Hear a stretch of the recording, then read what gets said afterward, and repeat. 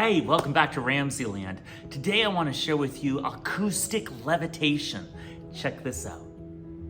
All I'm using in this demonstration is my acoustic levitator, some small pieces of styrofoam, and this applicator wand.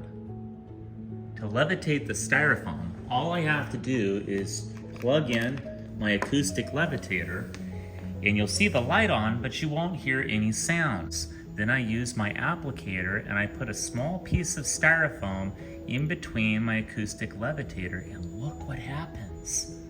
It levitates. Notice I'm putting the applicator above it and below it, and the styrofoam is perfectly levitating in the center. Let's see if I can add another piece of styrofoam and see if it levitates above or below the other piece. Look at that. There are two pieces levitating. I can put the applicator underneath it, and it's perfectly levitating in the middle. I wonder if we could put a third piece. What? Now there's three equally levitating in the center. It's just amazing, and they're spinning. Look at that. I can even put the applicator in between them.